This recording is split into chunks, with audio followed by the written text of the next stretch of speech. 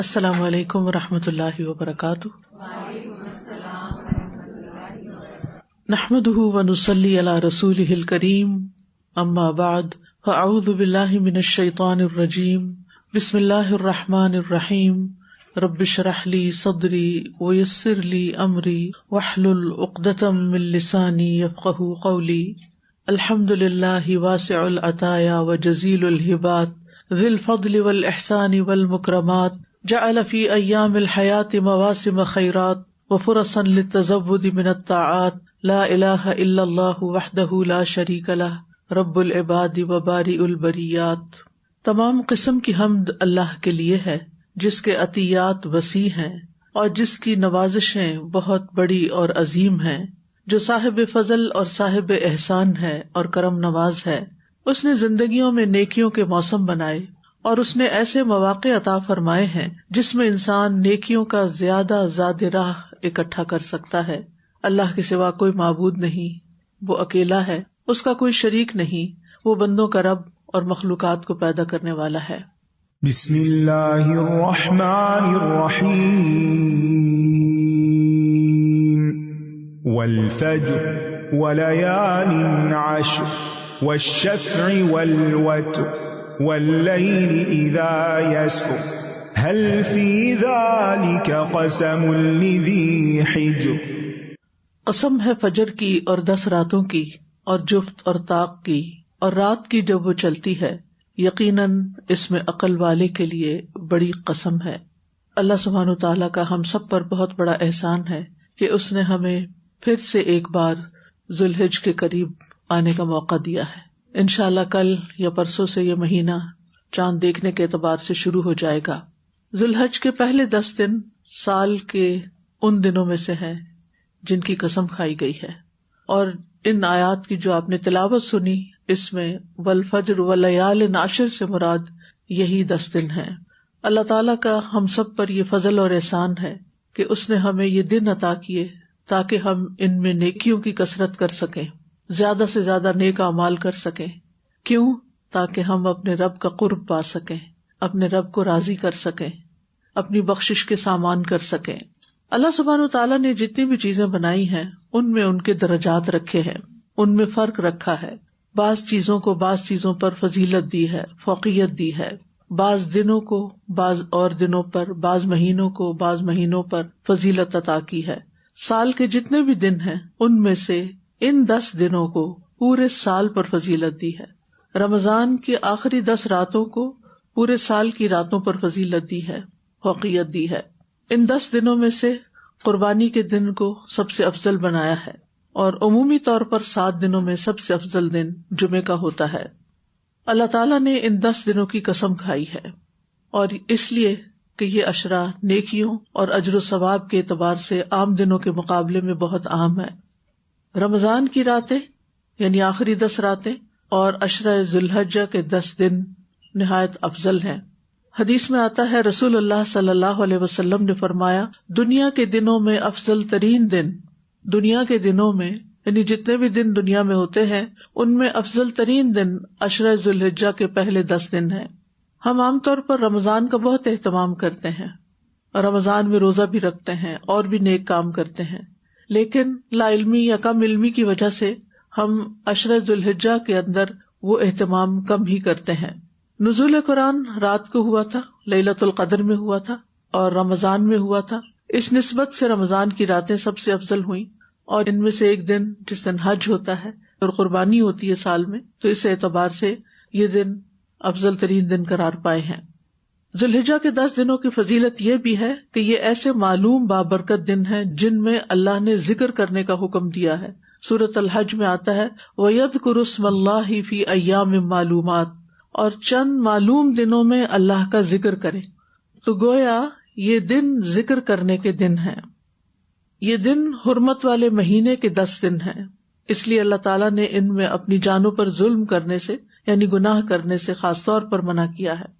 آپ کے ذہن میں یہ سوال ہوگا کہ کیا باقی دنوں میں گناہ کر سکتے ہیں؟ نہیں، ایسا نہیں ہے، لیکن رمضان کی جیسے خاص فضیلت ہوتی ہے، اس میں تقویٰ حاصل کرنے کا حکم ہے، اسی طرح ان دنوں میں نیکیاں کرنے کا اور گناہوں سے بچنے کا۔ تو اس لیے کہ انسان ایک شعوری کوشش کرتا ہے گناہوں سے بچنے کی، سیلف کنٹرول کی، ضبط نفس کی، جس سے اس کو پھر عادت ہو جاتی ہے باقی دنوں میں بھی اچھے کام کرنے کی اور گناہوں سے بچنے کی۔ ان دنوں میں کیا گیا عمل سال کے باقی دنوں میں کیے گئے عمل میں سے سب سے افضل ہے۔ عن النبی صلی اللہ علیہ وسلم انہ قال ما عمل افضل منہ فی ہذہ الایام یعنی ایام العشر۔ نبی صلی اللہ علیہ وسلم نے فرمایا ان دنوں میں کیے گئے عمل سے افضل کوئی عمل نہیں، ان دنوں میں کیے گئے عمل سے افضل بہتر کوئی عمل نہیں، یعنی عشرہ ذوالحجہ کے، یعنی سال کے جتنے بھی اور دن ہیں ان میں انسان جو جو نیکیاں کرتا ہے ان سب کے مقابلے میں ان 10 دنوں میں کی گئی نیکیاں اللہ تعالیٰ کو سب سے زیادہ محبوب ہیں، پسندیدہ ہیں، اور ان کا اجر کتنا ہے یہ تو اللہ ہی کو معلوم ہے۔ ان دنوں میں کیا کیا اعمال ہمیں کرنے چاہیے ان کی میں آگے تفصیل بتاؤں گی، لیکن ان دنوں میں جو بھی ہم کریں گے وہ بہت زیادہ پاکیزگی کا اور بڑے ثواب کا باعث ہوگا۔ ان دنوں میں ادا کیے جانے والے فرائض دیگر دنوں کے فرائض سے افضل ہیں، نوافل دیگر دنوں کے نوافل سے افضل ہیں۔ ابن عباس کہتے ہیں کہ نبی صلی اللہ علیہ وسلم نے فرمایا، صحیح بخاری کی یہ روایت ہے، جو عمل ان 10 دنوں میں کیا جائے اس کے مقابلے میں دوسرے دنوں کا کوئی عمل افضل نہیں۔ لوگوں نے عرض کیا کیا جہاد بھی اس کے برابر نہیں؟ آپ نے فرمایا جہاد بھی اس کے برابر نہیں، سوائے اس شخص کے جس نے اپنی جان اور اپنے مال کو خطرے میں ڈالا اور کوئی چیز واپس لے کر نہ لوٹا، یعنی شہید ہو گیا، وہ ایک اور فضیلت ہے، لیکن اس کے علاوہ کوئی اور عمل اتنا افضل نہیں جو کہ ان دنوں کے علاوہ کیا جائے۔ لہذا ان دنوں میں انسان کو شعوری طور پر زیادہ سے زیادہ نیکیوں کی طرف رغبت کرنی چاہیے اور دنیا کے کاموں کو پیچھے کر دینا چاہیے۔ ان دنوں میں بڑی بڑی عبادات جمع ہو جاتی ہیں۔ ابن حجر کہتے ہیں باقی دنوں کی نسبت ان دنوں کی فضیلت کا ایک سبب یہ بھی ہو سکتا ہے کہ ان 10 دنوں میں بڑی بڑی عبادتیں جمع ہو جاتی ہیں، جیسے نماز، روزہ، صدقہ، حج۔ عبادات کا یہ مجموعہ باقی دنوں میں نہیں ہوتا۔ ان دنوں میں حج ہوتا ہے جو کہ اسلام کے ارکان میں سے ایک عظیم رکن ہے۔ حج ادا کرنے والا گناہوں سے ایسے پاک ہوتا ہے جیسے ماں کے پیٹ سے بچہ پیدا ہوتا ہے تو وہ گناہوں سے پاک ہوتا ہے۔ اور حج کے بارے میں قرآن مجید میں آتا ہے وَأَتِمُّ الْحَجَّ وَالْعُمْرَةَ لِلَّهِ، اور حج مبرور کی جزا جنت کے سوا کچھ نہیں۔ یعنی حج کرنے والا اگر صحیح طور پر حج کرتا ہے، نیکیوں سے بھرپور، گناہوں سے پاک، تو اس کی جزا جنت کے علاوہ کچھ اور نہیں۔ ابو ہریرہ رضی اللہ عنہ کہتے ہیں کہ رسول اللہ صلی اللہ علیہ وسلم نے فرمایا، ایک عمرہ دوسرے عمرے تک ان گناہوں کا کفارہ ہے جو ان کے درمیان کیے گئے ہوں، اور حج مبرور کی جزا تو جنت ہی ہے۔ ان دنوں میں یوم الترویہ ہے، یہ حج کا احرام باندھنے کا دن ہے جو 8 ذوالحجہ ہے۔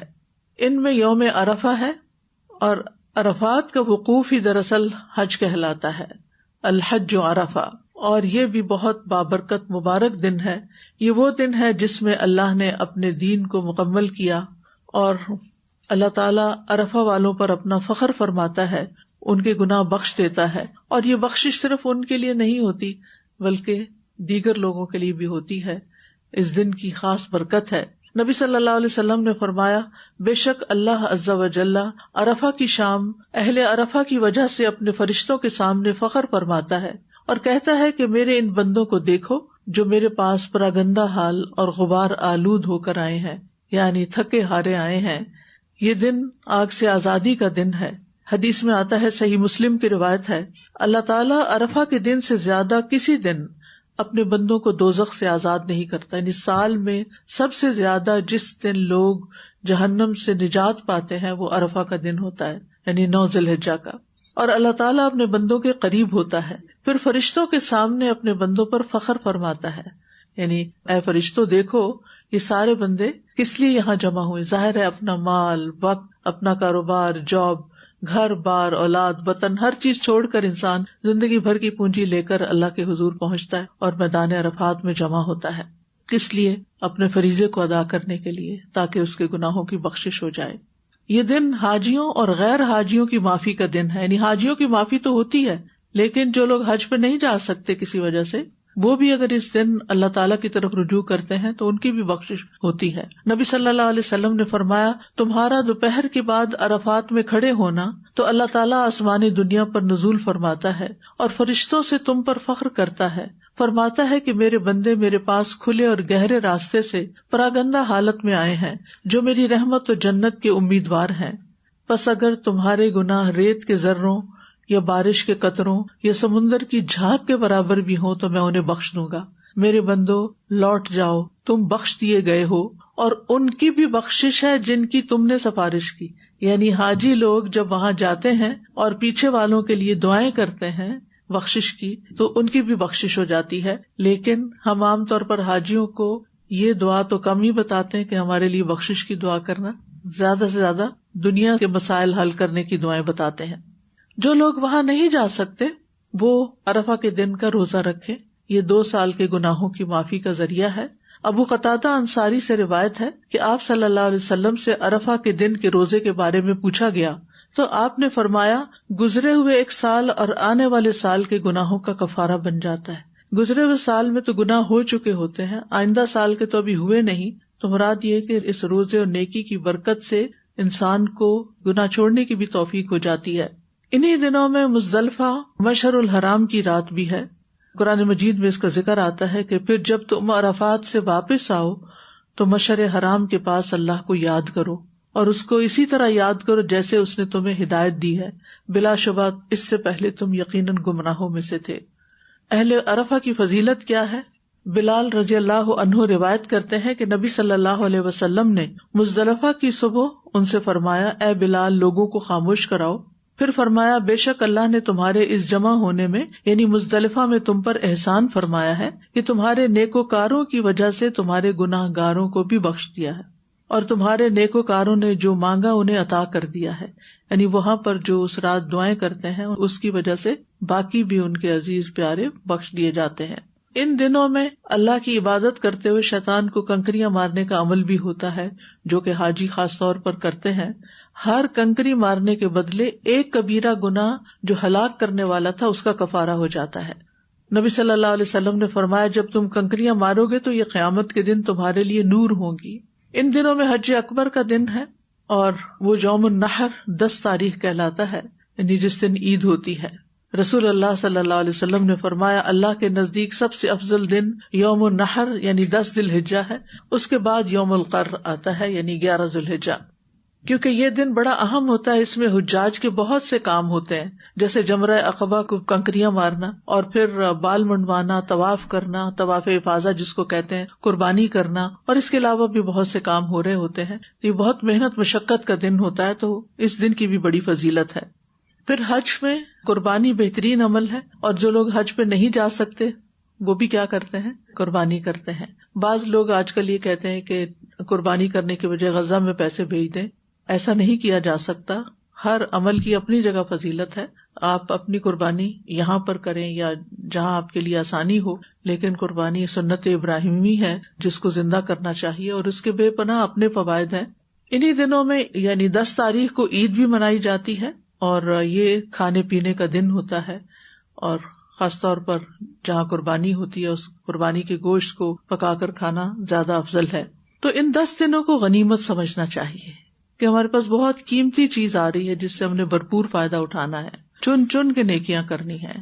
قرآن مجید کی تلاوت کریں، اللہ کا ذکر کریں، امر بالمعروف کریں، نہی عن المنکر کریں، صدقات دیں، مال خرچ کریں، جو نیکی کر سکتے ہیں کریں۔ سلف صالحین ان دنوں میں عبادت میں انتھک محنت کرتے تھے، یعنی عام دنوں سے یہ دن مختلف ہونے چاہیے، اس میں عبادت زیادہ ہونی چاہیے، دیگر کاموں کی نسبت عبادت پہ فوکس ہونا چاہیے، جیسے رمضان میں آپ کا فوکس تھا۔ سعید بن جبیر کا حال یہ تھا کہ جب یہ 10 دن شروع ہو جاتے تو وہ اپنی طاقت سے بڑھ کر سخت محنت کرتے اور ان 10 راتوں کی عبادت کی بہت ترغیب دیتے اور کہتے کہ ان 10 دنوں کی راتوں کو اپنے لیے دیے نہ بجھایا کرو، یعنی رات کو بھی عبادت کیا کرو۔ ابو عثمان نہدی کہتے ہیں کہ نیک لوگ یعنی صحابہ کرام و سلف صالحین 3 قسم کے دنوں کی تعظیم کرتے تھے: رمضان کے آخری 10 دن، ذوالحجہ کے پہلے 10 دن اور محرم کے پہلے 10 دن۔ ان دنوں کو اللہ کی اطاعت اور تقرب سے آباد کرتے۔ لیکن عجیب بات ہے کہ ہم رمضان میں ہی بس محنت کرتے ہیں، اس کے بعد پھر بھول جاتے ہیں، سست پڑ جاتے ہیں۔ تو ہمیں زیادہ سے زیادہ نیکی کرنا چاہیے. اللہ تعالیٰ فرماتے ہیں وَمَن تَطَوَّعَ خَيْرًا فَإِنَّ اللَّهَ شَاكِرٌ عَلِيمٌ. جو کوئی خوشی سے نیکی کرے تو بے شک اللہ تعالیٰ قدردان ہے، سب کچھ جاننے والا ہے، یعنی کسی کی بھی نیکی کو ضائع نہیں کرتا. اور اس میں ہر طرح کا عمل، جیسے فرائض ہیں، سنن ہیں، واجبات ہیں، مستحبات ہیں، ہر طرح کی چیزیں جو ہیں وہ شامل ہیں نیکیوں میں. تو کرنے کے کام کیا ہے مختصراً میں بتا دیتی ہوں تاکہ ہم اپنے لیے کوئی پلاننگ کر سکیں. سب سے پہلے تو یہ ہے کہ کسی بھی نیکی کو کرنے سے پہلے اپنی نیت کو ریوائیو کر لیں، اخلاص پیدا کر لیں کہ یہ کام میں صرف اللہ کی رضا کے لیے کر رہی ہوں، آخرت کے اجر کے حصول کے لیے کر رہی ہوں. یعنی ان 10 دنوں میں انشاءاللہ جو بھی عمل کریں گے وہ صرف اور صرف اللہ تعالیٰ کی خوشی کے لیے، دنیا کی کسی نام بری کے لیے نہیں، اور آخرت میں اجر پانے کے لیے. اور پھر یہ بھی یاد رکھیے کہ اللہ تعالیٰ صرف خالص عمل قبول کرتا ہے. اور دنیا کی زندگی ایک امتحان ہے، اور اس امتحان کا مقصد یہ ہے کہ دیکھا جائے کہ لوگ عمل کیا کرتے ہیں. تو ان اعمال میں جو بھی اچھا عمل کریں، ایک تو سنت کے مطابق ہو اور دوسرا خلوص کے ساتھ کیا گیا ہو. پھر یہ کہ اخلاص کس طرح حاصل ہوگا اور اس میں کیا کیا چیزیں مد نظر رکھنی ہے آپ نے. نمبر 1، ہر نیکی آخری نیکی سمجھ کر کریں. ہر نیکی آخری نیکی سمجھ کر کریں کہ پتہ نہیں اگلے سال یہ 10 دن مجھے ملتے ہیں یا نہیں ملتے، کیا خبر، ہو سکتا ہے یہ میری زندگی کا آخری عشرہ ذوالحجہ ہو. اور ہمیں آخری نیکی سمجھ کے اس لیے بھی کرنا چاہیے کہ ہمیں حکم دیا گیا وَلَا تَمُوتُنَّ إِلَّا وَأَنْتُمْ مُسْلِمُونَ، کہ تمہاری موت فرمانبرداری کے عالم میں ہی ہو. پھر اسی طرح یہ ہے کہ چھپ کے عبادت کرنے کی کوشش کریں، تنہائی کی عبادت، تنہائی میں آنسو بہانا، آہیں بھرنا، تڑپنا. اور پھر خلوت کی عبادت کو جلوت کی عبادت سے بہتر کریں، یعنی جو لوگوں کے سامنے کر رہے ہیں اس سے زیادہ خشوع اور خضوع اور طوالت اس عبادت میں جو آپ اکیلے کر رہے ہیں. پھر یہ ہے کہ نیکیوں کو اللہ کا حکم سمجھ کر کریں، نہ کہ عادتاً کہ مجھے عادت ہے تہجد کی تو اس لیے میں کر رہی ہوں. نہیں، اللہ تعالیٰ کو پسند ہے، اللہ تعالیٰ کے قرب کا ذریعہ، اس لیے یہ کام کر رہی ہوں.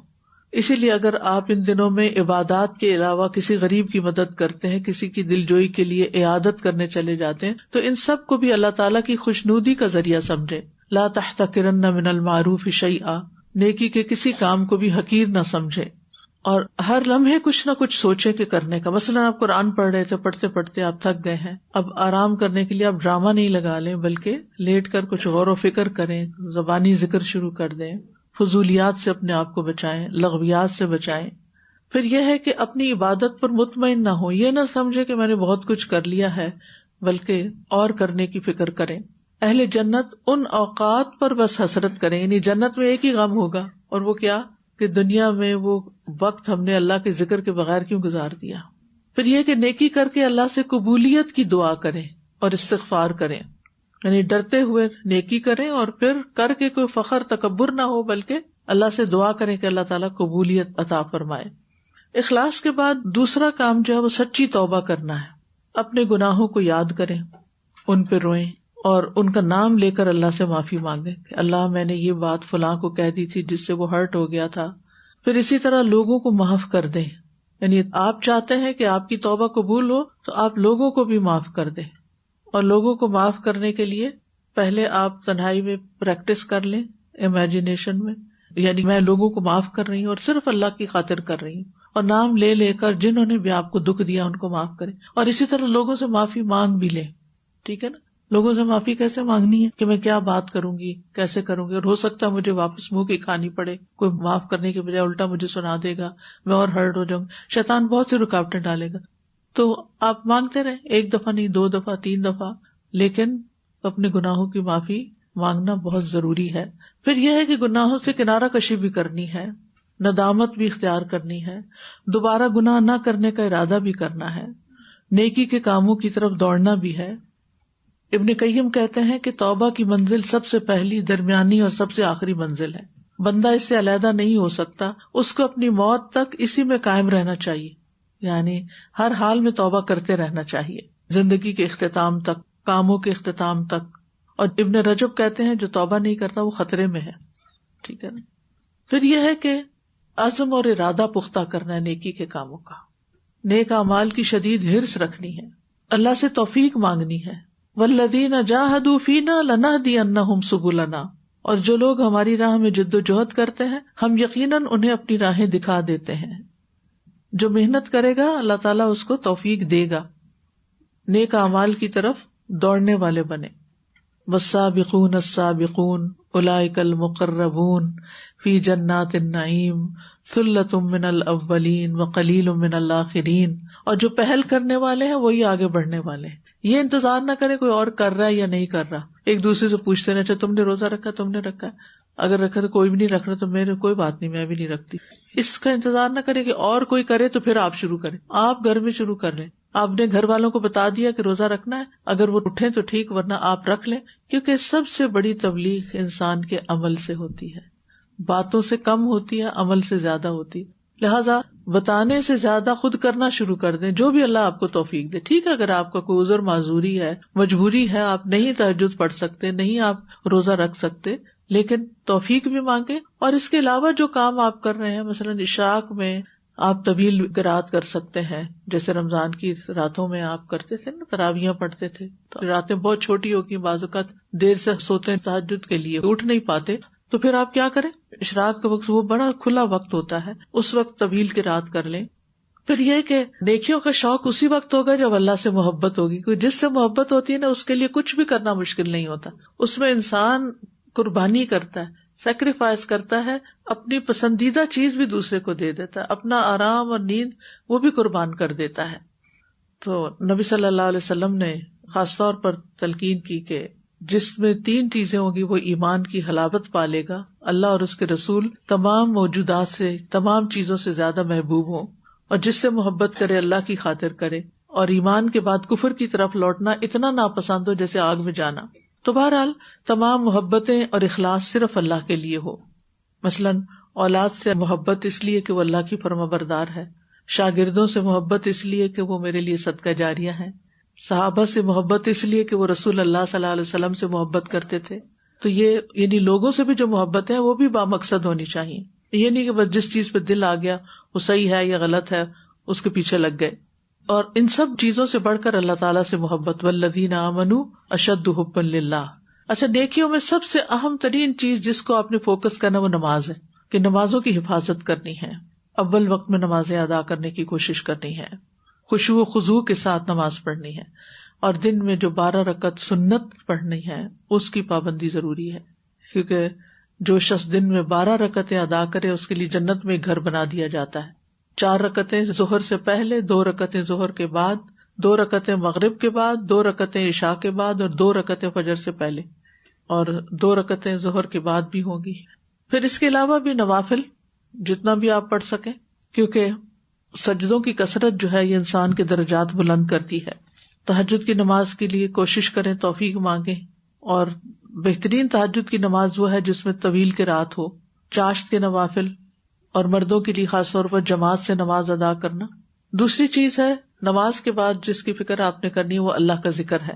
نبی صلی اللہ علیہ وسلم نے فرمایا کوئی دن اللہ کے ہاں ان 10 دنوں سے زیادہ عظمت والا نہیں، اور نہ ہی کسی دن کا عمل اللہ تعالیٰ کو ان 10 دنوں کے عمل سے زیادہ محبوب ہے.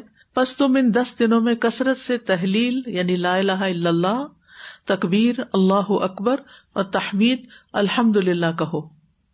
یعنی ان 10 دنوں میں زیادہ سے زیادہ لا الہ الا اللہ، اللہ اکبر اور الحمدللہ. نبی صلی اللہ علیہ وسلم نے فرمایا کیا میں تمہیں بہترین عمل نہ بتاؤں جو تمہارے مالک کے نزدیک اچھا اور پاکیزہ ہے، تمہارے درجات کی بلندی کا ذریعہ بھی ہے، اور سونا چاندی خرچ کرنے سے بھی بہتر ہے، اور اللہ کی راہ میں جہاد کرتے ہوئے تمہارے کفار کی گردنیں مارنے اور ان کے تمہاری گردنیں مارنے سے بھی افضل ہے. صحابہ نے عرض کیا کیوں نہیں؟ آپ نے فرمایا اللہ تعالیٰ کا ذکر، یعنی یہ اتنا افضل عمل ہے. اور پھر اگر ذکر کی عادت ہوگی تو مرتے وقت بھی انشاءاللہ کلمہ نصیب ہوگا. یعنی مومن کی جان نکل رہی ہوتی ہے اور وہ اللہ کے ذکر میں مشغول ہوتا ہے، اور ایسے لوگ سبقت کرنے والے ہیں، نیکیوں میں آگے بڑھنے والے ہیں. اور قرآن مجید میں یہ بھی آتا ہے کہ اللہ کا ذکر ہر چیز سے بڑھ کر ہے، وَلَذِكْرُ اللَّهِ اکبر. اور عشرہ ذوالحجہ میں سب سے افضل ذکر کیا ہے؟ کوئی شک نہیں کہ سب سے افضل ذکر جو ہے وہ کلام اللہ کا پڑھنا ہے، قرآن کی تلاوت. ایون اگر آپ اپنے سبق کو پڑھ رہے ہیں، کلاس اٹینڈ کر رہے ہیں، قرآن کو سیکھ رہے ہیں، ترجمہ یاد کر رہے ہیں، تجوید پڑھ رہے ہیں، اپنا سبق دہرا رہے ہیں، اگر حفظ شروع کیا ہوا ہے تو اس کو آپ پڑھ رہے ہیں، تو یہ ذکر میں افضل ترین عمل ہے، یعنی قرآن کے ساتھ تعلق۔ دوسرے ہے تکبیرات کا پڑھنا، اللہ اکبر لا الہ الا اللہ اللہ اکبر وللہ الحمد۔ اور ایک اور روایت میں 3 دفعہ بھی تکبیر پڑھنے کا ہے، اللہ اکبر لا الہ الا اللہ اللہ اکبر وللہ الحمد، یعنی 2 دفعہ بھی ہے اور 3 دفعہ بھی ہے۔ تیسری چیز، یعنی پہلی چیز ہے قرآن کی تلاوت، قرآن کا پڑھنا، قرآن کا سمجھنا، جس بھی حال میں جیسے بھی آپ قرآن کے ساتھ نماز میں پڑھیں ویسے دیکھ کے تلاوت کریں، زبانی تلاوت کریں، اس کا ترجمہ پڑھیں، تفسیر پڑھیں، یہ سارا افضل ترین ذکر ہے۔ اس کے بعد دوسری چیز تکبیرات، تیسری چیز دنیا اور آخرت کی بھلائی کی دعائیں کرنا۔ اور علماء کہتے ہیں کہ افضل ذکر میں سے ایک وہ دعا ہے جس کو اللہ تعالیٰ نے اپنی کتاب میں ان ایام کے ساتھ ملایا ہے۔ کون سی دعا ہے؟ ربنا آتنا فی الدنیا حسنۃ وفی الآخرۃ حسنۃ وقنا عذاب النار۔ اور یہ دعا افضل ترین اور عظیم ترین دعاؤں میں سے ہے۔ حضرت انس سے روایت ہے، وہ کہتے ہیں کہ نبی صلی اللہ علیہ وسلم کی اکثر یہ دعا ہوا کرتی تھی، اللہم ربنا آتنا فی الدنیا حسنۃ وفی الآخرۃ حسنۃ وقنا عذاب النار۔ کسی نے حضرت انس سے کہا ہمارے لیے دعا کیجیے، تو حضرت انس نے دونوں ہاتھ اٹھا دیے اور کہا اللہم ربنا آتنا فی الدنیا حسنۃ وفی الآخرۃ حسنۃ وقنا عذاب النار۔ تو اس پر اس شخص نے کہا کہ اور بھی کچھ مانگیے، تو حضرت انس نے کیا کہا، اس ذکر اور دعا کے بعد مزید کوئی دعا نہیں کی جا سکتی، سبھی کچھ مانگ لیا۔ ربنا آتنا فی الدنیا حسنۃ، دنیا میں بھی سب اچھائیاں دے دے اور آخرت میں بھی دے دے، بس پھر اس کے بعد کیا، جب ساری چیزوں کو شامل کر لیا۔ یہ سب کو دعا آتی ہے ماشاءاللہ آپ کو، اور پڑھتے بھی رہتے ہیں، لیکن کیا اہتمام کرتے ہیں؟ نہیں کرتے نا۔ آج کا لیکچر رکھا اس لیے گیا ہے کہ جو باتیں آپ کو پتہ ہیں ان کو تازہ کیا جائے اور عمل میں لے آیا جائے۔ تو آپ نے کوشش کرنی ہے کہ ہر نماز کے ساتھ پڑھ لیں، یا اٹھتے بیٹھتے جو بھی کوئی پریشانی آئے، یا جس وقت بھی قبولیت کا وقت، روزہ رکھا ہے تو روزے کے دوران، افطار کے وقت، تہجد کے لیے اٹھ رہے ہیں تو تہجد کے وقت اس دعا کو آپ نے کثرت سے پڑھنا ہے تاکہ آپ کو دنیا کی ساری بھلائیاں نصیب ہوں انشاءاللہ۔ اسی طرح صبح شام کی اذکار کی پابندی کرنی ہے، استغفار کی کثرت کرنی ہے، درود شریف پڑھنا ہے، اور مقبول اوقات میں دعائیں مانگنا ہے، خصوصاً عرفہ کے دن جب حاجی لوگ وہاں پر اپنا حج کر رہے ہوں گے نا اور دعائیں مانگ رہے ہوں گے، تو آپ یہاں بھی مانگنا شروع کر دیں، یا اللہ آپ ان کو دیکھ رہے ہیں، ہماری طرف بھی نظر فرمائیے اور ہماری بھی دعائیں قبول کیجیے۔ اس کے علاوہ اگر آپ نے دعائیں یاد نہیں کی ہوئی تو کچھ دعائیں یاد کرنے کا ٹارگٹ رکھ لیں۔ دعائیں ایپ آپ کے پاس ہوگی، اگر نہیں تو وہ کیو کارڈ جو ہے اس کو آپ اسکین کر کے تو آپ پھر ڈاؤن لوڈ کر لیں، اس میں ڈھیر دعائیں ہیں، کوشش کریں جتنی دعائیں اس کے اندر ہیں وہ ان دنوں میں ساری ایک دفعہ پڑھ لیں۔ ضروری نہیں کہ ہر روز پڑھ بھی نہیں سکتے آپ، اتنی ماشاءاللہ زیادہ ہے اس میں، لیکن یہ یاد رکھیے کہ ذی الحجہ کا خاص ترین ذکر جو ہے وہ تکبیرات بھی ہے، اللہ کی بڑائی بیان کرنا، بے شک تکبیر کہنا عظمت والے رب کا ذکر کرنا ہے، عظیم عبادت ہے۔ اللہ تعالیٰ نے صرف دعوت نہیں دی بلکہ اس کی رغبت دلائی ہے، وَرَبَّكَ فَكَبِّرْ، اپنے رب ہی کی بڑائی بیان کرو، وَكَبِّرْهُ تَكْبِيرًا۔ جب ہم اللہ کو بڑا مان لیتے ہیں نا تو اس کے سامنے ہر چیز حقیر ہو جاتی ہے، ہر چیز چھوٹی ہو جاتی ہے، سارے غم چھوٹے ہو جاتے ہیں، ساری پریشانیاں چھوٹی ہو جاتی ہیں، لوگ چھوٹے ہو جاتے ہیں، ان کا خوف ختم ہو جاتا ہے، مستقبل کی وریث ختم ہو جاتی ہے۔ اللہ ہے نا، اور وہ سب سے بڑا ہے۔ اور پھر جب ہم اللہ کو بڑا مان لیتے ہیں نا تو اللہ تعالیٰ کی طرف سے کوئی بھی حکم آتا ہے، جیسے نماز کا وقت آ جاتا ہے، کسی کی ضرورت سامنے آ جاتی ہے، کسی بھی نیکی کا وقت آتا ہے تو ہم کہتے ہیں وہ میں بہت مصروف، اللہ سب سے بڑا ہے، اس وقت اللہ کی طرف سے پکار آ گئی ہے، حی علی الصلاۃ حی علی الفلاح، تو اٹھ جاؤ، اللہ بڑا ہے، یہ کام بڑا نہیں ہے۔ پھر اسی طرح ہمارا مال، ہماری اولاد، اللہ اس سے بھی بڑا ہے، والدین، دوست احباب، محبوب اور پیارے لوگ، سب سے بڑا ہے۔ لہٰذا جہاں اللہ کا حکم آ جائے، اللہ کی پکار آ جائے، وہاں سب پیچھے ہو جائیں۔ تو تکبیر اصل میں کیا ہے کہ انسان جب اللہ کو بڑا مان لیتا ہے تو پھر انسان کے دل میں سے بہت سے خوف دور ہو جاتے ہیں، کیونکہ جب انسان کو یہ پتا ہوتا ہے نا میں اس کو مانتا ہوں، میرا تعلق اس کے ساتھ ہے جو سب سے بڑا ہے، تو پھر پریشانیاں، خوف، گناہ، حتیٰ کہ نیک اعمال اور ہماری پسند اور ناپسند، ان سب چیزوں سے بڑا ہو جاتا ہے وہ، پھر ہماری زندگی اپنی صحیح جگہ پر آ جائے۔ دیکھیں، ایک ہے اللہ کو بڑا ماننا اور اللہ کو بڑا مان کر ساری زندگی کا پروگرام بنانا، اور ایک ہے کبھی کسی کو بڑا ماننا، کبھی کسی کی ہیبت، کبھی کسی کا خوف، کبھی کسی کے فکر کو سر پہ سوار کر لینا. تو جب یہ چیزیں ہو جاتی ہیں تو پھر انسان کی زندگی کا نقشہ بدل جاتا ہے، پھر آپ کی پرائرٹیز بدل جاتی ہیں. جب اللہ بڑا ہوتا ہے نا تو پرائرٹیز کچھ اور ہوتی ہیں، پھر ہر چیز اللہ ہی کے لیے ہوتی ہے، ساری امیدیں اسی سے لگائی جاتی ہیں. حدیث میں آتا ہے، مسند احمد کی روایت ہے، واللہ اکبر تملأ ما بین السماء والارض، اللہ اکبر کہنا زمین و آسمان کے درمیان ساری فضا کو بھر دیتا ہے. اتنا بڑا اجر ہے اس کے ذکر کا. ابن عمر کہتے ہیں ہم رسول اللہ صلی اللہ علیہ وسلم کے ساتھ نماز پڑھ رہے تھے کہ جماعت میں سے ایک آدمی نے کہا اللہ اکبر کبیرہ والحمد للہ کثیرہ وسبحان اللہ بکرۃ واصیلا. تو آپ نے فرمایا اس طرح کے کلمات کہنے والا کون ہے؟ جماعت میں سے ایک آدمی نے عرض کیا اللہ کے رسول میں ہوں. آپ نے فرمایا مجھے تعجب ہوا کہ اس کے لیے آسمان کے دروازے کھولے گئے، یعنی اس کلمے کو اوپر اٹھانے کے لیے آسمان کے دروازے کھول دیے گئے.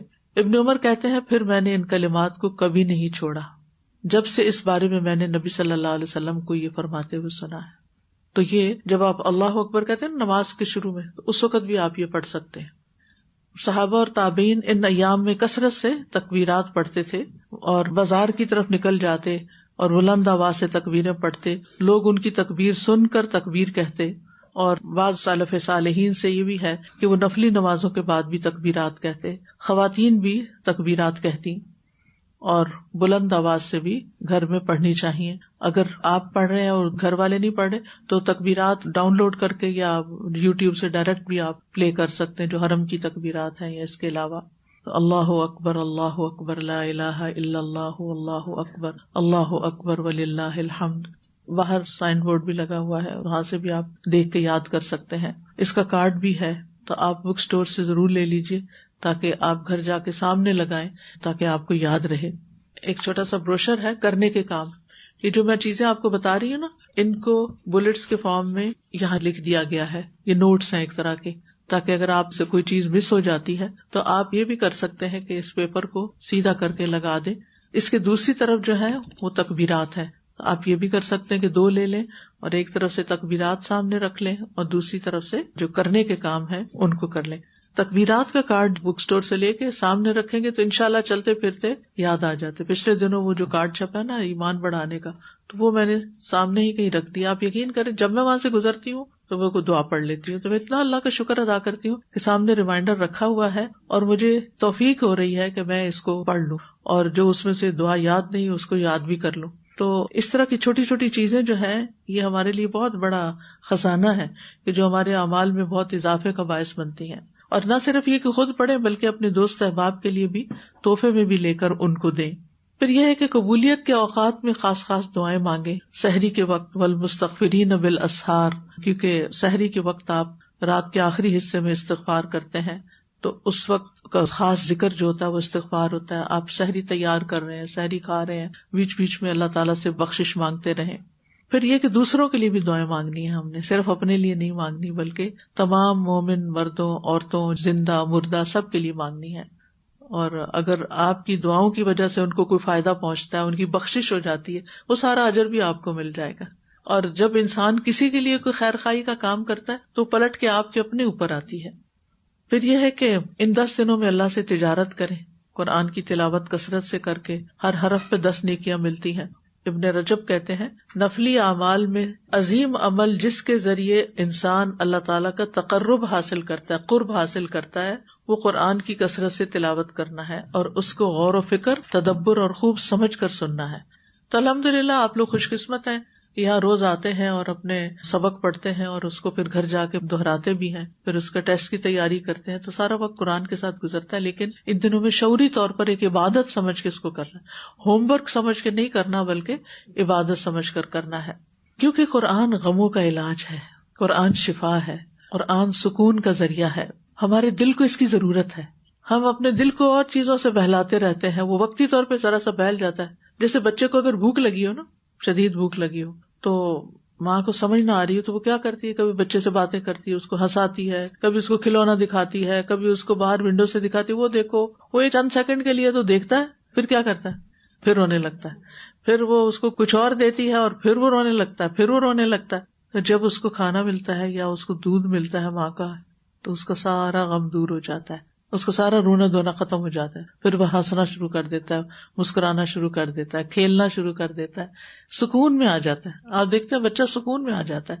تو بالکل اسی طرح ہمارا دل بھی نا ایک بچہ ہے جو اللہ کی یاد کے لیے روتا ہے، جو قرآن کے لیے روتا ہے، لیکن ہم اس کو قرآن نہیں دیتے اور چیزوں سے بہلا رہے ہیں. کبھی اچھے کپڑے خرید لیے، کبھی اچھے جوتے خرید لیے، کبھی کچھ اچھے کھانے بنا لیے، کبھی کہیں سیر و تفریح کے لیے نکل گئے. وہ جاتے ہیں تھوڑی دیر تو خوش ہوتے ہیں، بہلتے ہیں، پھر دوبارہ دل اداس ہو جاتا ہے، پھر رونا دھونا اندر ہی اندر شروع ہو جاتا ہے. تو یہ ایسا ویکیوم اور خلا ہوتا ہے کہ جس کو قرآن سے ہی بھرا جا سکتا ہے. اگر ہو سکے تو ان 10 دنوں میں قرآن مکمل کرنے کا ٹارگٹ رکھ لیں. اگر ہو سکے 3 سپارے روز کے بنتے ہیں اگر اللہ تعالیٰ توفیق دے. اور اس کے علاوہ یہ بھی کر سکتے ہیں آپ کے قرآن کی لسننگ بھی کریں. مثلا اگر آپ گھر کے کام کا ظاہر ہے وہ بھی فریضہ ہے اور وہ بھی نیکی کا کام ہے، تو کام کرتے ہوئے اپنا قرآن کی تلاوت لگا لیں، قرآن کی تفسیر لگا لیں، اپنے حفظ کی دہرائی کر لیں، کوئی نئی سورت یاد کر لیں کہ میں نے 2024 کے ذی الحجہ میں یہ سورت یاد کی تھی. کوئی بھی ایک سورت کا ٹارگٹ رکھ لیں. پھر اسی طرح یہ ہے کہ دوسروں تک قرآن کا پیغام پہنچائیں اور لوگوں کو دعوت دیں. اس کے علاوہ بندوں کے حقوق بھی ادا کریں، جن میں سب سے پہلے یہاں صدقہ خیرات آتا ہے. صدقہ جو ہے وہ انسان کے ایمان کے سچا ہونے کی علامت ہے کہ انسان اللہ کو واقعی مانتا ہے، کیونکہ وہ اپنا مال اللہ کی خاطر دوسرے کو دیتا ہے یا اپنا وقت دیتا ہے. اس کے علاوہ صدقہ جو ہے وہ بری موت سے بچاتا ہے، گناہوں کو ختم کرتا ہے، رب کے غضب کو بجھا دیتا ہے، مال میں برکت اور رزق میں اضافے کا سبب ہے. یعنی آپ دوسروں پہ خرچ کرتے ہیں، ان کے دلوں سے دعائیں نکلتی ہیں، نتیجتاً آپ کے رزق میں اور برکت ہوتی ہے. اور یاد رکھیے پھر سے کہ ان دنوں میں کیا جانے والا صدقہ سال بھر کے صدقات سے زیادہ افضل ہے. ویسے تو سارا سال عادت ہونی چاہیے کہ روزانہ کچھ نہ کچھ صدقہ کریں، لیکن ان دنوں میں سے کوئی دن ایسا نہ ہو کہ جس میں آپ صدقہ نہ کریں، چاہے ایک کھجور ہی کیوں نہ کریں. چھوٹی سے چھوٹی چیز بھی جو اخلاص کے ساتھ آپ اللہ کے راستے میں دیتے ہیں، اللہ تعالیٰ اس کو قبول کرتے ہیں. اور حدیث میں آتا ہے کہ اللہ تعالیٰ اسے اپنے دائیں ہاتھ سے قبول کرتے ہیں اور اس کو بڑھاتے رہتے ہیں، جیسے تم میں سے کوئی اپنے گھوڑے کے بچے کو کھلا پلا کے بڑھاتا ہے، یہاں تک کہ اس کا صدقہ پہاڑ کے برابر ہو جاتا ہے. اور پھر یہ کہ اللہ کے راستے میں، دین کے راستے میں جو کچھ آپ خرچ کرتے ہیں، فرمایا جس نے اللہ کے راستے میں کوئی چیز خرچ کی اس کے لیے اس کا 700 گنا لکھا جاتا ہے. یعنی باقی عام صدقات 1 کے 10، لیکن فی سبیل اللہ، اللہ کے دین کی خدمت میں، اللہ کے دین کو آگے بڑھانے کے لیے جب آپ خرچ کرتے ہیں تو اس کا اجر و ثواب کئی گنا اور بڑھ جاتا ہے، 700 گنا تک. پھر اپنے اہل و عیال پہ خرچ کرنا، گھر والوں کے لیے کچھ نہ کچھ آپ خرید سکتے ہیں، کوئی تحفہ خرید سکتے ہیں، کوئی پسندیدہ چیز ان کی، کوئی کھانا ان کا، یعنی اینی تھنگ. یعنی صدقہ جو ہوتا ہے وہ صرف باہر ہی نہیں ہوتا. صدقہ کا لفظ ہمارے یہاں بڑا ایک نیگیٹو سینس میں لیا جاتا ہے کہ جیسے کوئی میل ہو اور بس وہ صرف فقراء کو، یعنی شوہر اپنی بیوی کو جو دیتا ہے وہ بھی اس کے حق میں صدقہ لکھا جاتا ہے، ایک چیریٹی ہوتا ہے وہ بھی. رسول اللہ صلی اللہ علیہ وسلم نے فرمایا افضل دینار جو آدمی خرچ کرتا ہے وہ دینار ہے جو وہ اپنے اہل و عیال پہ خرچ کرتا ہے. یعنی کہ گھر والوں کے لیے گروسری نہیں اور ان کے پاس کھانے کو نہیں اور آپ سب کچھ باہر ہی بانٹ رہے ہیں. اور وہ دینار جس کو آدمی اللہ کے راستے میں اپنے جانور پر خرچ کرتا ہے، یعنی اپنی سواری پر خرچ کرتا ہے. اور وہ دینار جو وہ اللہ کے راستے میں اپنے ساتھیوں پہ خرچ کرتا ہے، یعنی دین کے دوستوں پر. پھر ابو قلابہ نے کہا کہ اس شخص سے بڑھ کر کون زیادہ اجر حاصل کرنے والا ہے جو اپنے چھوٹے بچوں پر خرچ کرتا ہے، یعنی ان کی ضروریات، ان کی خوشیوں کا خیال اور ان کو مانگنے سے بچاتا ہے، یا اللہ اس کے ذریعے ان کو نفع دیتا ہے اور ان کو غنی کر دیتا ہے. یعنی بچوں کو اگر کوئی بزنس کرنا ہے یا بچوں کو اپنے پاؤں پہ کھڑا ہونا ہے یا ان کی شادی ہے یا ان کی دیگر ضروریات ہیں تو اس میں بھی آپ ان پر خرچ کرتے ہیں اور نیکی اور ثواب سمجھ کر تو وہ بھی آپ کے لیے باعث اجر ہوتا ہے. اسی طرح رشتہ داروں پر خرچ کرنا. اب یہ سارے آپ نوٹ کر لیجئے نا، تو پھر ان کی چیک لسٹ بنائی کہ میں نے رشتہ داروں کو کیا دیا، میں نے اپنے اوپر کیا خرچ کیا، اپنے گھر والوں پہ کیا کیا. ابو ہریرہ کہتے ہیں کہ جو شخص صلہ رحمی کے لیے جتنا عطیہ دیتا ہے، یعنی رشتوں کو جوڑنے کے لیے، اللہ اس کے مال میں اتنا ہی اضافہ کرتا ہے، یعنی رشتہ داروں کو دینے سے کچھ کم نہیں ہوتا. ابو ایوب انصاری کہتے ہیں کہ رسول اللہ صلی اللہ علیہ وسلم نے فرمایا بے شک سب سے افضل صدقہ وہ ہے جو وہ اپنے اس رشتہ دار پر خرچ کیا جائے جو پوشیدہ دشمنی رکھنے کی بنا پر تم سے اعراض کرے، یعنی دل میں آپ سے کوئی ناراضگی ہے، کوئی خفگی ہے، کوئی گلہ ہے اور آپ سے سیدھے منہ بات نہیں کرتا، آپ اس کو دیں، اس کا دل بھی ٹھنڈا ہو جائے گا. پھر یتیموں اور مساکین پر خرچ کرنا، مسافروں پر خرچ کرنا، طالب علموں پر خرچ کرنا. اب جیسے یہاں آپ اسٹوڈنٹ اسپانسر کرتے ہیں تو بعض اوقات یہ ہوتا ہے کہ آپ سمجھتے ہیں کہ بس غریبوں کو دے دیا ہے اور باقی جو طالب علم ہیں ان کے تو پیرنٹس کی ذمہ داری. بعض اوقات پیرنٹس اسلامک ایجوکیشن دینے کے لیے سب کچھ افورڈ نہیں کر پاتے, تو ایسے طالب علموں کو دینے پر بھی ثواب ہے. انس بن مالک کہتے ہیں کہ نبی صلی اللہ علیہ وسلم کے زمانے میں 2 بھائی تھے, جن میں سے ایک تو نبی صلی اللہ علیہ وسلم کی خدمت میں آیا کرتا تھا اور دوسرا بھائی کماتا تھا. یعنی ایک آپ کے حضور حاضری دیتا اور دوسرا اپنی جاب یا کاروبار میں جاتا. چنانچہ کمانے والے بھائی نے اپنے دوسرے بھائی کے بارے میں آپ صلی اللہ علیہ وسلم سے شکایت کی, یہ کچھ نہیں کرتا, نکما ہے, یہ صرف روز آپ کے پاس آ کے بیٹھ جاتا ہے. آپ نے فرمایا شاید کہ تم اسی کی وجہ سے رزق دیے جا رہے ہو, یہ جو تم اس پہ خرچ کر رہے ہو نا, کیونکہ ظاہر ہے کہ نبی صلی اللہ علیہ وسلم کے پاس آ کر بیٹھیں گے تو سیکھیں گے نا, کہ ساری زندگی ہمیشہ کے لیے تو نہیں تھے, وہ تو ایک مخصوص وقت کے لیے وہاں پر تھے. اور اگر صحابہ نہ سیکھتے اور اصحاب صفہ اگر نہ سیکھتے تو پھر کیا حاصل ہوتا, اور یہ دین ہم تک کیسے پہنچتا. اگر آپ کی زکوٰۃ ڈیو ہے آگے پیچھے اس مہینے کے, تو اس مہینے میں اہتمام کے ساتھ آپ دے سکتے ہیں, اس کا بھی اجر کئی گنا بڑھ جائے گا. پھر اسی طرح ایک آپ کلیننگ کرتے ہیں, اسپرنگ کلیننگ جس کو کہتے ہیں, وہ رمضان میں مسلمانوں کی ہوتی ہے کہ گھر سے زائد ضرورت کی چیزیں جو ہیں وہ نکالتے ہیں. اور ایک جو ہے ان 10 دنوں میں بھی آپ کر سکتے ہیں کہ ایکسٹرا کلودنگ, ایکسٹرا چیزیں جو سال بھر کبھی استعمال ہی نہیں کی, بس ایسی الماریاں بھری ہوئی ہیں, لدی ہوئی ہیں چیزیں, ان میں سے بھی نکالیں اور دیں. اور اسی طرح کوئی اپنی پسندیدہ چیز اللہ کے راستے میں دیں. ٹھیک ہے نا, لن تنالوا البر حتی تنفقوا مما تحبون. پھر روزوں کی باری آتی ہے. رسول اللہ صلی اللہ علیہ وسلم نے فرمایا یوم عرفہ کے روزے کے بارے میں اللہ سے امید کرتا ہوں کہ وہ گزشتہ 1 سال اور آئندہ 1 سال کے گناہوں کا کفارہ ہو جائے گا. اگر آپ 9 دن سارے رکھ لیں تو بہت ہی اچھا ہے, 10ویں دن تو عید نہیں رکھنا. لیکن اگر آپ نہیں رکھ سکتے سارے دن تو منڈے تھرسڈے رکھ لیجیے. اگر وہ بھی نہیں ہو سکتا تو یوم عرفہ کا روزہ تو ضرور رکھ لیجیے. رسول اللہ صلی اللہ علیہ وسلم نے فرمایا جو شخص اللہ کی راہ میں 1 دن کا روزہ رکھے گا, یعنی اللہ کی رضا کے لیے, اللہ کی خاطر, اللہ اس کے چہرے کو 70 سال کی مسافت کے برابر آگ سے دور کر دے گا. ایک روزے کا اتنا اجر و ثواب ہے. پھر اسی طرح اگر آپ کے قضاء شدہ روزے رہتے ہیں تو وہ بھی ان دنوں میں رکھے جا سکتے ہیں, یعنی نفلی بھی ہو جائیں گے ایک طرح سے اور قضاء بھی ہو جائیں گے. 9 ذی الحجہ کا الگ سے رکھیں گے, باقی آپ 8 دن کے روزے کوئی قضاء اس میں پوری کر سکتے ہیں. پھر خدمت خلق ہے, صلہ رحمی ہے. ان دنوں میں رشتہ داروں کو, دوستوں کو, قریب والوں کو ضرور دیکھیں. والدین سے حسن سلوک, زندہ ہیں تو ان کو کوئی گفٹ دیں, ان سے ملاقات کریں, ان سے کال کر کے بات کریں, اور اگر فوت ہو چکے ہیں تو ان کی طرف سے کچھ نہ کچھ صدقہ ضرور کریں ان دنوں میں. اور پھر یہ کہ رشتہ داروں کے ساتھ حسن سلوک, صلہ رحمی کا طریقہ بھی یہی ہے کہ آپ کوئی میسج بھیجیں, کوئی پیغام بھیجیں. مثلاً آپ جیسے 9 ذی الحجہ ہے اس دن یا اس سے پہلے بھی کہ اللہ تعالیٰ آپ کو خیریت سے رکھے, میں آپ کو بتانا چاہتی ہوں کہ آج کے دن میں نے اپنی دعاؤں میں بہت سا حصہ آپ کے لیے مقرر کیا ہے, بس یہ میسج کر دیں. یہ میں صرف سیمپل بتا رہی ہوں, اس کے علاوہ جو آپ کا جی چاہے کریں. لیکن یہ ہے کہ اگر آپ یہ میسج کسی رشتے دار کو بھیجیں گے تو اس کے دل کا حال کیا ہوگا, اچھا میرے لیے دعا کی ہے, تعلقات کتنے اچھے ہو جائیں گے. اور صلہ رحمی کرنا جنت میں لے جانے والا عمل ہے. پھر اسی طرح اگر قریب ہے تو وزٹ کا کوئی انتظام ہو سکتا ہے, لیکن یہ کہ وہ عید کا دن ہی رکھے. عید کے علاوہ پھر آپ کی عبادتیں جو ہے نا وہ متاثر ہوں گی. اور پڑوسیوں کی خبر گیری کریں, کچھ نہ کچھ ان کو بھیجیں, ضرورت مندوں کی مدد کریں, سلام کو عام کریں, آتے جاتے چلتے پھرتے سلام کریں, گھر میں بھی باہر بھی. دین کی تعلیم اور تبلیغ کے کاموں میں حصہ لیں, والنٹیئر کریں اجتماعی بھلائی کے کاموں میں. اور پھر ہے اگلا کام کرنے کا, گناہوں اور نافرمانیوں سے بچنا, کیونکہ جب تک ہم گناہ نہیں چھوڑتے نا تو نیکیاں بھی انویلڈ ہوتی جاتی ہیں. پھر اس کی مثال ایسی ہے کہ آپ بہت ہیلدی فوڈ کھاتے ہیں, لیکن کوئی ایک ایسی جنک فوڈ آپ کھا رہے ہیں کہ جو ساری اچھی غذا کا اثر ہی خراب کر رہی ہے اور آپ کو بیمار کر رہی ہے. تو گناہ جو ہوتے ہیں نا دلوں کو بیمار کر دیتے ہیں, جو دلوں کی اداسی, پریشانی اور غم کا باعث بنتے ہیں, دل فتنے میں پڑ جاتے ہیں. تو اس لیے گناہوں اور نافرمانیوں سے بچنا بہت ضروری ہے, کیونکہ اللہ تعالیٰ فرماتے ہیں فَلَا تَظْلِمُوا فِيهِنَّ أَنفُسَكُمْ, ان مہینوں میں اپنی جانوں پر ظلم نہ کرو. پھر یہ ہے کہ کرنے کے کاموں میں نبی صلی اللہ علیہ وسلم کی سنتوں کو زندہ کرنا, روزمرہ کے سنتوں کو اپنائیں. مثلا بسم اللہ پڑھ کے ہر کام کرنا, بیٹھ کے پانی پینا, کھانا. پھر اسی طرح وضو کے ساتھ سونا یا وضو کے بعد کی دعائیں پڑھنا, بہت سارے کام ہو سکتے ہیں. پھر زبان کی حفاظت، خاص توجہ دینی ہے زبان کی حفاظت کی طرف. رسول اللہ صلی اللہ علیہ وسلم نے فرمایا خوشخبری ہے اس کے لیے جس نے اپنی زبان پر قابو پا لیا اور اسے اس کے گھر نے کشادگی اور گنجائش دی اور وہ اپنے گناہ پر رویا.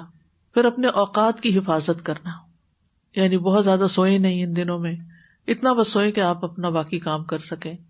اور پھر اسی طرح سوشل نیٹ ورکس جو ہیں ان میں زیادہ مشغول رہ کے اپنا وقت ضائع نہ کریں، کیونکہ یہ دن پتہ نہیں دوبارہ زندگی میں آتے ہیں یا نہیں آتے، اور اس میں ایک ایک نیکی کا کام جو ہے وہ بے پناہ اجر کا باعث ہے.